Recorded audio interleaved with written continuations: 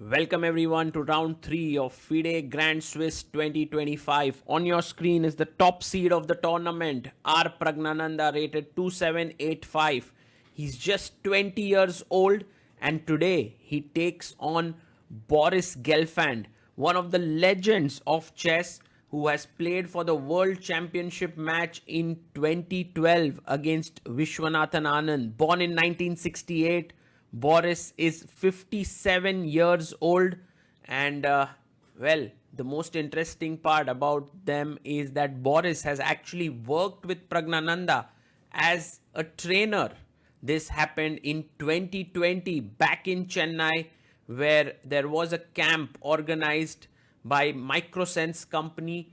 The earlier camp was with Kramnik, and then Kramnik decided that in 2019 a camp with Kramnik was held, and Kramnik decided that one more trainer was needed for these talents, and he asked if Boris Gelfand was interested, and he was. And that's how Boris came to Chennai to train Prag, Gukesh, Arjun. This was in January 2020, and as you can see now, Boris and Prag are now facing off against each other. Nothing could be a prouder moment for a trainer to see one of his own sort of proteges here playing against him. And I believe they also worked with each other in the Westbridge Anand Chess Academy then. So d4 by Boris. And you know, Boris Gelfand loves to play d4 and he has kind of stuck to that move. d5 played, c4, e6. Knight comes to f3.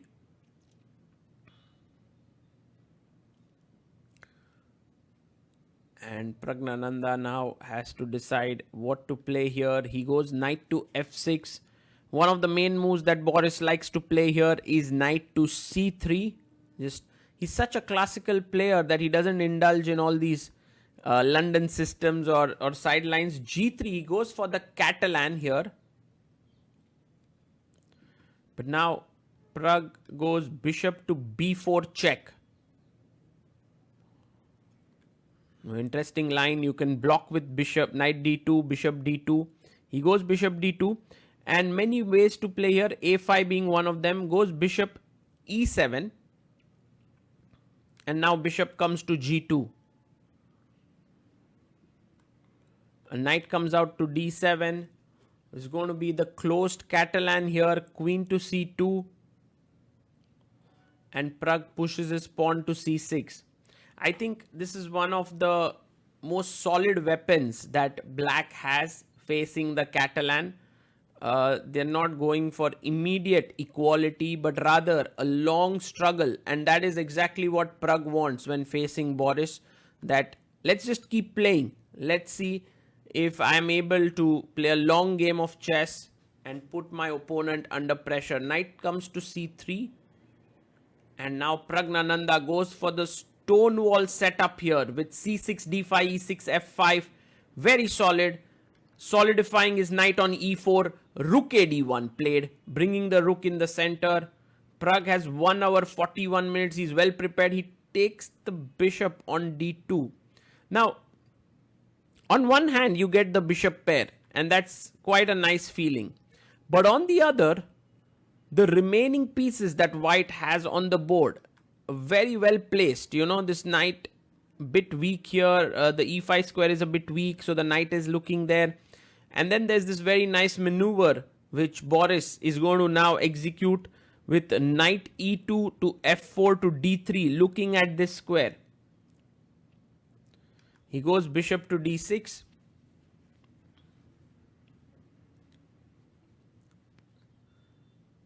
And Gelfand plays rook to b1. He's trying to play on the queen side with b4, b5. That's the space where Black wants to create something. White wants to create something, sorry, on the queen side, while Black tries to stop it with a5. And Boris plays knight to e2. Such strategic positions are something that Boris loves and enjoys. And we have a very fighting position here. Prag can decide whether he wants to play knight f6 to e4 now. He goes queen to e7, bringing his queen up. And Gelfand goes knight to f4. Knight comes out to f6. Trying to come into e4 here. He pushes his pawn to c5. Now a bold decision here by Gelfand. Of course, taking here would be not so good because after e takes f4, the e6 pawn is weak. So bishop goes back to c7. Knight jumps to d3. And now the e5 square is something that you want to set upon. Bishop d7 played here by Prag. He's trying to get his bishop out like this because it is a bad bishop. It is fixed inside the pawn chain. But after bishop e8, it has potential to come out. Yes, bishop e8.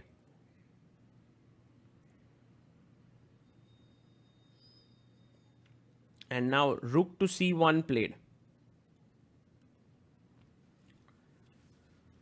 It will be interesting to see how Prag decides to continue. Knight g4 feels like a good move, but g5, wow, he's playing aggressively here.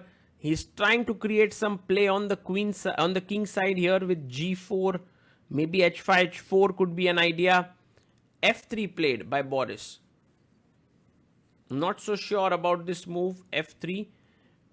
Well, it does control the e4 and g4 squares. So king h8 played. And he plays his rook to e2. Maybe somewhere with the idea of e4. Queen comes to g7. And now Gelfand plays his rook to b1. He is looking for the b4 break. g4 played. And f4. Pragnanandhaa goes h5. It's insane that after 23 moves, all the pawns are still on the board. Reminds us of the Gukesh ArjunErigaisi game. Rook g8 and now finally the first exchange. B takes a5 taken. Bishop takes a5 and now Prag has to worry about one issue here, which is the b7 pawn. It's weak, it's backward and it's going to be coming under pressure. His hope for counterplay is of course with the move h4 on the king side. That's what he is hoping for. Queen b1 and Prag goes rook a7. He's defending it in the most efficient way, trying not to make his pieces passive. The rook defends here, attacks here. Knight comes to c1 and Prag starts playing on the king side. h4 break. Knight comes to e2 and king to g8, a useful move now. He takes on h4 and can Prag pick up this pawn? Yes, he can, because in the end after take, there is some problems here that there are checks coming in. So knight g3, knight comes to h5 and knight to f1 played. What a fighting game this is. Both players trying to continue the fight, reaching till move 40. Knight g3 played and now the queen comes to h4 and it seems like we are going for a repetition here. Knight f1 played and queen becomes back. Seems like a draw is very likely. Knight g3. But Prag wants to play on. Wow, rook h7 and Prag is like, Boris, let's fight. I still want to continue. Bishop takes h5. Bishop comes back to f1 and bishop e8 played. There's no reason that Prag should be better here, but look at this idea that Boris Gelfand has come up with. Rook g2 to g3. He'll now bring his other rook into the game and try for the h3 break, which is going to be quite painful for Prag. He goes queen h4. He's still maybe not got the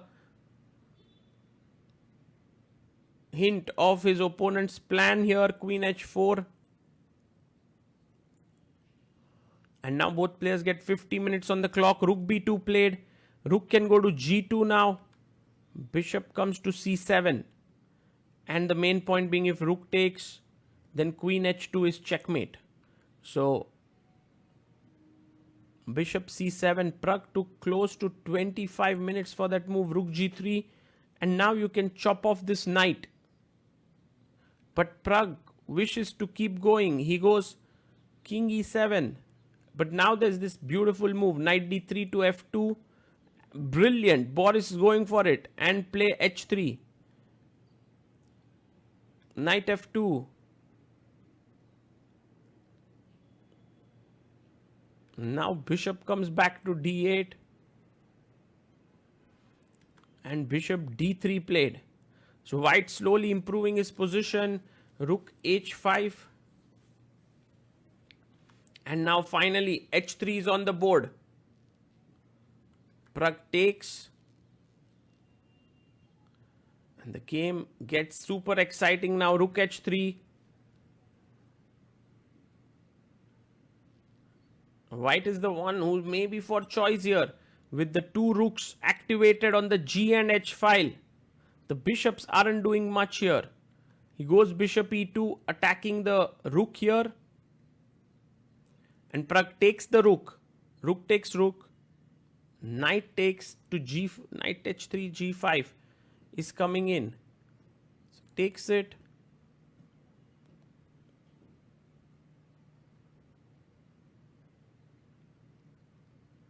And queen h4. Attacking the queen. Attacking the knight. The knight jumps in. Knight to g5. And this is dangerous somewhere. Like if you take, maybe there's fg. He goes bishop h5, offering a trade. And if you go like rook here, there is check and e3 is hanging. So have to be careful. He takes. Queen takes. And now we are on move 51. Prag has 5 minutes. Boris 13 minutes. He goes rook h2. And have to be careful as Prag. You can't be passive because rook h7. And actually it's black who is on the offensive. Queen g4 check.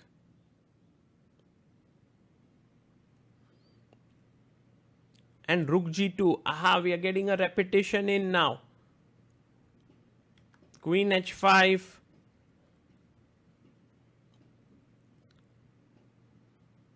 Rook h2. Queen check. And it's a draw coming in. What a fight between these two players. And whoa, Boris is like, not a draw now. I want to fight for a win. Plays king f2. Prag chops off. Bishop takes g5. What a move. My goodness. Fg5. And guys, you cannot take here. This is losing because after rook h7, it's a winning position. Prag goes e5, making space for the king to come to e8. Rook g2. Man, Boris Gelfand, insane fighting spirit there. Queen h4 check.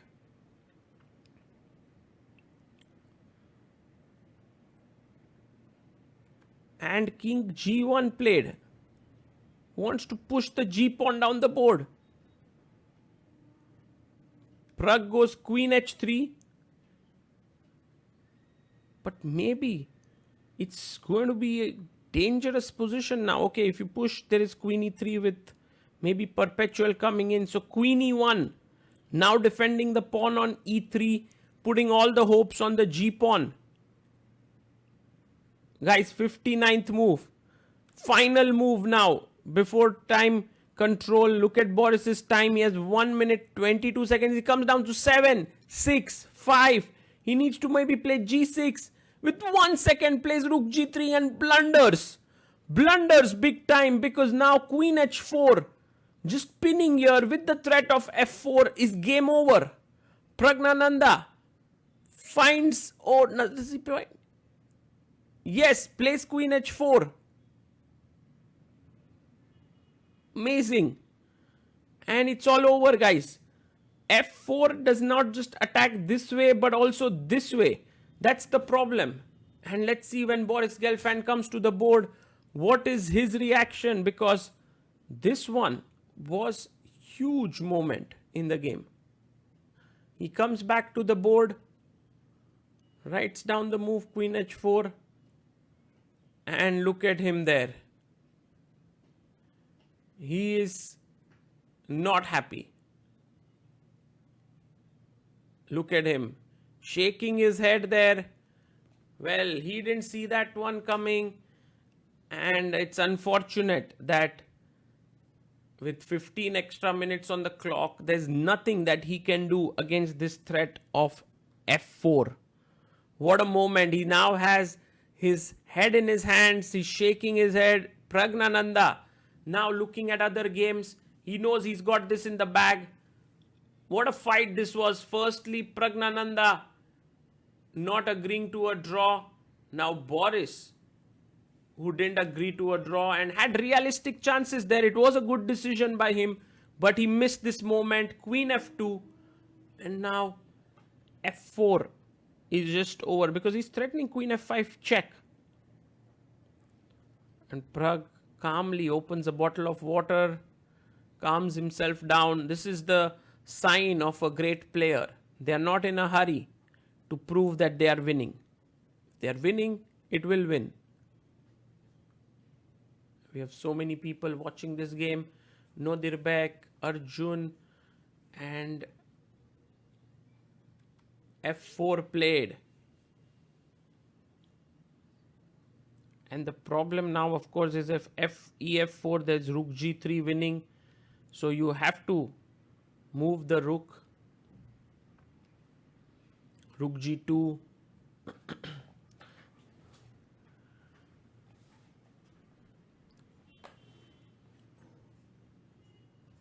And he takes, Queen takes F2. If Rook F2, there is FE3 attacking the Rook, then ED4 as well. So he plays King takes F2, and now it feels like Rook A2 should win. But the problem is this position is a draw, in fact. So Prag rightly takes on E3 with a check. And Boris goes up, King to F3. And now E takes D4 is winning, but even more clinical is E2.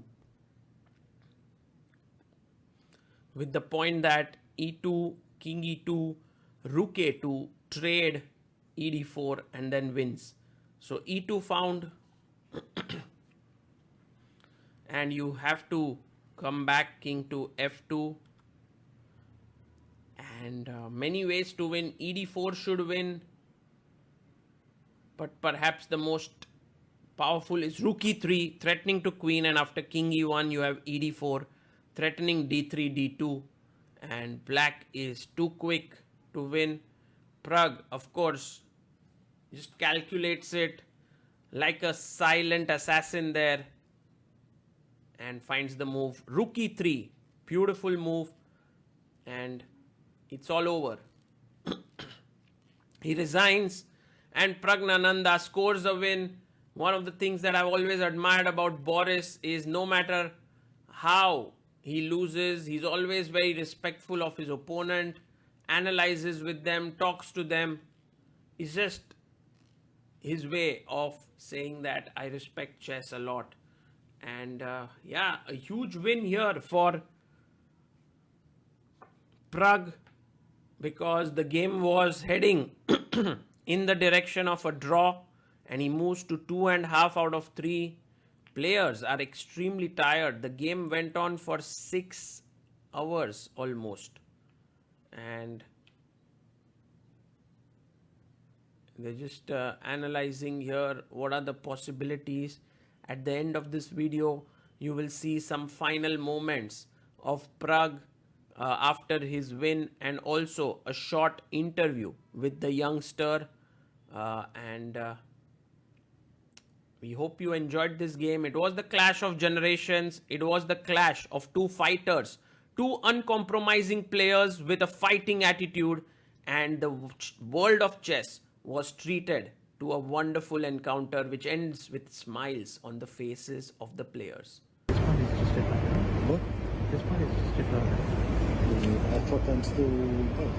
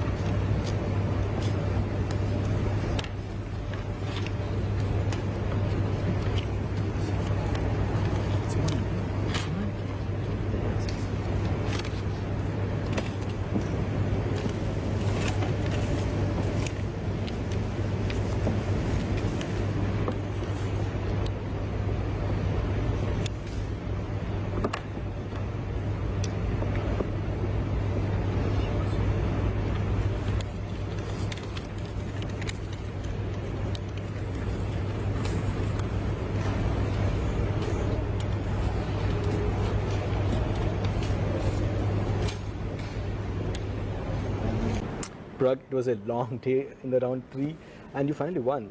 And how are you feeling, like 2 wins in a row? Yeah, I don't think I should have won this game, but yeah, at some point we were repeating, and then I thought I can play on, but I just underestimated this whole idea of just getting the rooks to the king side and pushing h3. And then after move 40, I was just tired. I couldn't really think after that, and I was making some random moves which didn't have any any point. I was just making moves, and then and then I think I was worse at some point. Maybe at some point I thought I maybe lost. Like it was borderline saving or lost, and I was not sure. I thought I am somehow saving at some point, and then when getting low on time and I was creating some counterplay, it went wrong. But yeah, should have been a draw.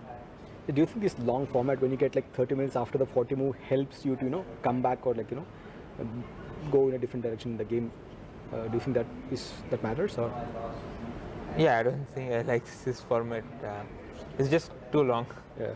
And like every time you're in time trouble, you get additional time, which is also like helping players. Yeah, like you can come up with better moves at the end. I don't know if it's good or not, but personally I would just prefer 2-time control after move 40. Yeah, it was a great win today, and all the very best for the rest of the round.